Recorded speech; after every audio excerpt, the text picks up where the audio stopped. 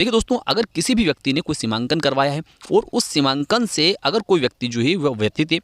असंतुष्ट है और उससे परेशान है, तो ऐसी स्थिति में वह व्यक्ति जो है उस सीमांकन को कैसे निरस्त करवा सकता है या उसके खिलाफ क्या कार्रवाई कर सकता है कि वह निरस्त हो जाए या फिर से सीमांकन हो जाए, तो वह सब कुछ आज के वीडियो में हम समझने वाले हैं। तो देखिए, इस प्रकार के जो प्रावधान दिए गए हैं वे मध्य प्रदेश भू राज्य संहिता की धारा 129 की उपधारा 5 के बाद में दिए गए हैं, 5 और 5 के बाद में दिए गए। तो देखिए, उपधारा 5 ये कहती है कि उपधारा 4 के अधीन सीमांकन रिपोर्ट की पुष्टि से व्यतीत पक्षकार निम्नलिखित आधारों में से किसी आधार पर उपखंड अधिकारी को सीमांकन अपास्त करने हेतु आवेदन कर सकेगा। ठीक है, तो क्या क्या आधार है? उसे उपधारा 2 के अधीन अपेक्षित सूचना नहीं दी गई थी, या धारा 4 के अधीन सुनवाई का अवसर नहीं दिया गया था, या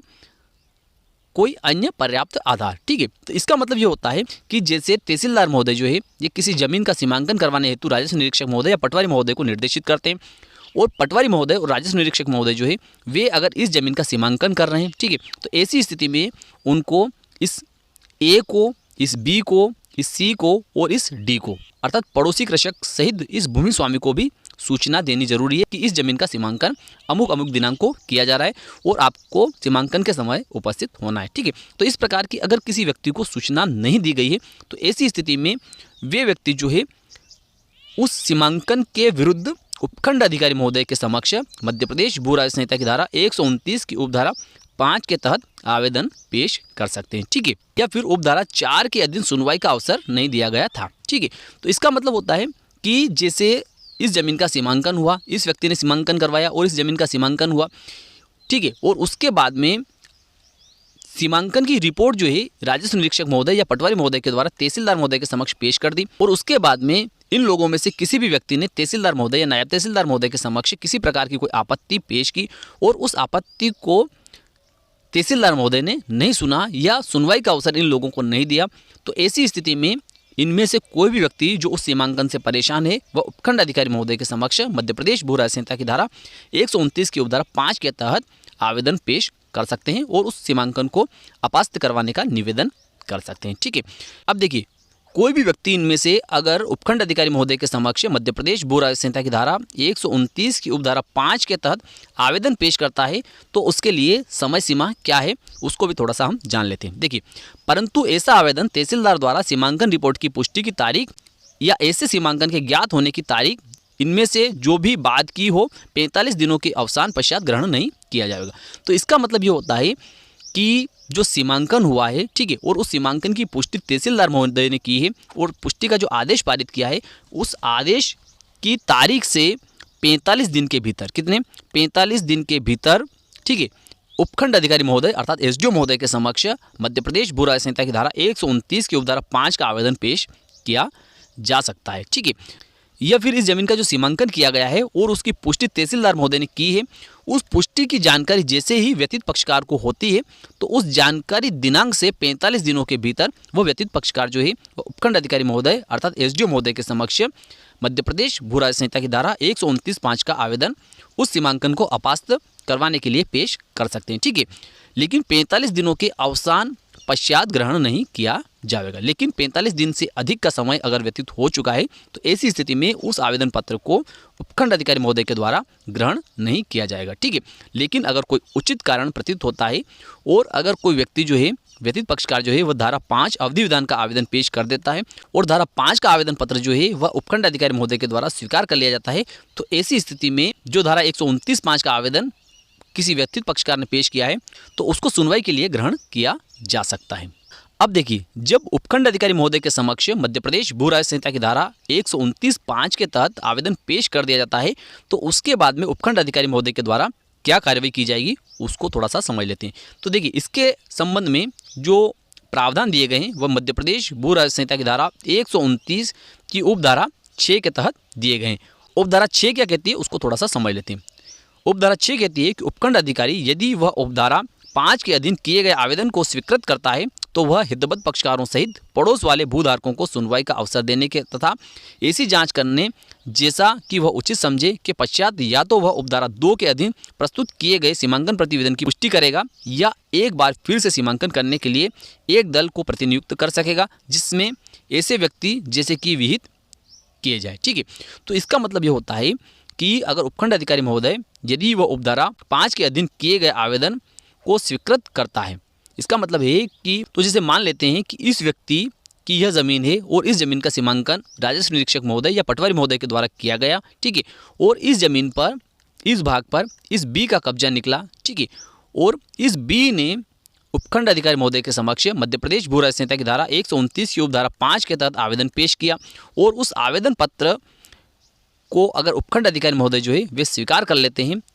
तो ऐसी स्थिति में उपखंड अधिकारी महोदय क्या करेंगे, तो वे हितबद्ध पक्षकारों सहित पड़ोस वाले भूधारकों को सुनवाई का अवसर देंगे। क्या करेंगे, सुनवाई का अवसर देंगे। तो इसका मतलब ये होता है कि ये क्या करेंगे कि इस व्यक्ति का आवेदन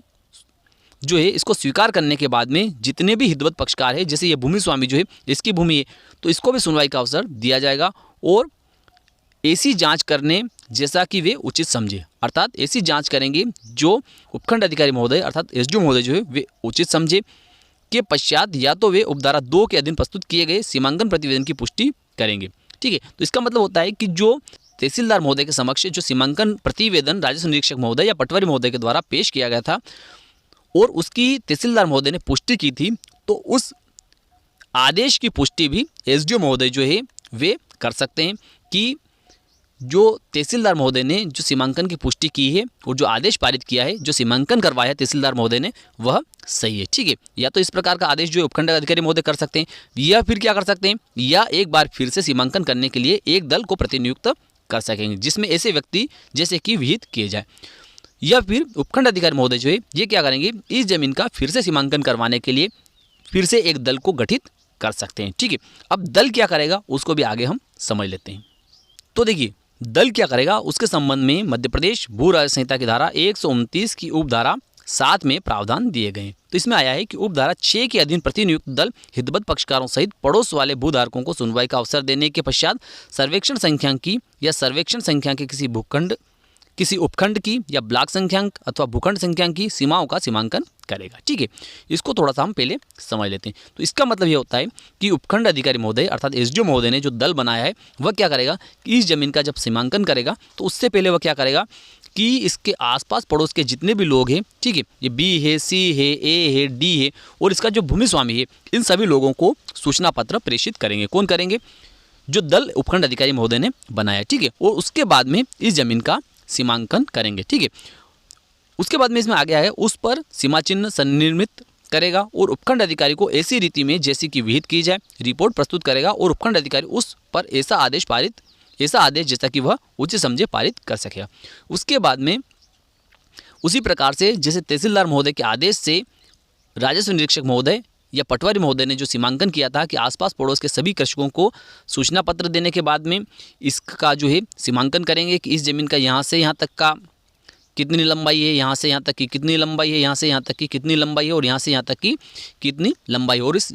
ज़मीन का टोटल एरिया क्या है। ठीक है, और इसकी सीमा कहाँ तक है वहाँ पर कच्चे निशान भी कायम करेंगे। कौन, उपखंड अधिकारी महोदय के द्वारा बनाया गया दल। जैसा कि तहसीलदार महोदय के द्वारा जो राजस्व निरीक्षक महोदय और पटवारी महोदय ने जिस तरीके से सीमांकन किया था उसी अनुसार वापस से जो है उपखंड अधिकारी महोदय का जो दल है वह इसका सीमांकन करेगा। ठीक है, और उसके बाद में इसकी फील्ड बुक भी बनाई जाएगी, इसका पंचनामा भी बनाया जाएगा और प्रतिवेदन बनाकर जो है उपखंड अधिकारी महोदय के समक्ष प्रस्तुत किया जाएगा। ठीक है, और उपखंड अधिकारी महोदय जो है अर्थात एसडीओ महोदय जो है इनके समक्ष जब इनके द्वारा जो बनाया गया दल है उसके द्वारा इस जमीन का सीमांकन कर दिया गया है तो उस सीमांकन की ये पुष्टि कर सकते हैं या फिर इनको जो उचित लगता है उस प्रकार का आदेश ये पारित कर सकते हैं। देखिए दोस्तों, यह धारा काफ़ी महत्वपूर्ण धारा है। ठीक है, मध्य प्रदेश भू राजस्व संहिता की धारा 129 की उपधारा 8 जो है यह काफ़ी महत्वपूर्ण धारा है क्योंकि इसमें प्रावधान दिया गया है कि धारा 44 तथा 50 में अंतर्विष्ट किसी बात के होते हुए भी कोई अपील या पुनरीक्षण का आवेदन इस धारा के अधीन पारित किए गए किसी आदेश या की गई कार्रवाई के विरुद्ध नहीं होगा। तो इसका मतलब ये होता है कि तहसीलदार महोदय ने अगर राजस्व निरीक्षक महोदय या पटवारी महोदय से किसी प्रकार का कोई सीमांकन करवाया है और उसमें किसी प्रकार का कोई आदेश पारित किया है अर्थात उस सीमांकन की पुष्टि अगर कर दी है तहसीलदार महोदय ने, तो उस आदेश के विरुद्ध किसी प्रकार की कोई अपील या कोई पुनरीक्षण नहीं होगी। इसी प्रकार से अगर उपखंड अधिकारी महोदय के समक्ष मध्य प्रदेश भू राजस्व संहिता की धारा 129(5) के तहत आवेदन पेश हुआ है और उस आवेदन पत्र को अगर उपखंड अधिकारी महोदय ने अस्वीकार कर दिया है, ठीक है, या फिर तहसीलदार महोदय ने जो आदेश पारित किया था उस आदेश की अगर उपखंड अधिकारी महोदय ने उसकी पुष्टि कर दी है, या फिर उपखंड अधिकारी महोदय ने पृथक से कोई आदेश पारित किया है और उसमें यह आदेश पारित किया है कि इस ज़मीन का सीमांकन फिर से किया जाए, ठीक है, और उस सीमांकन की फिर से उपखंड अधिकारी महोदय ने पुष्टि कर दी है, तो इस प्रकार से उपखंड अधिकारी महोदय द्वारा पारित आदेश या तहसीलदार महोदय द्वारा पारित आदेश या राजस्व निरीक्षक महोदय या पटवारी महोदय द्वारा की गई कार्रवाई के विरुद्ध किसी प्रकार की कोई अपील या पुनरीक्षण नहीं होगी, ठीक है। तो देखिए, अगर इस प्रकार से अगर कोई कार्रवाई नहीं होती है तो ऐसी स्थिति में व्यक्ति क्या कर सकता है। तो देखिए, उसको लगता है कि उपखंड अधिकारी महोदय ने गलत आदेश पारित किया है और तहसीलदार महोदय ने भी गलत आदेश पारित किया है, तो ऐसी स्थिति में हाईकोर्ट के माध्यम से पिटीशन लगाकर वह उस जमीन का फिर से सीमांकन करवा सकता है, ठीक है। तो मैं विश्वास रखता हूं कि आज का वीडियो आपको अच्छा लगा होगा। अच्छा लगा तो इस वीडियो को लाइक कर दीजिए, अधिक से अधिक लोगों को शेयर कर दिए। फिर मिलते हैं अगले वीडियो में, तब तक के लिए जय हिंद, जय भारत।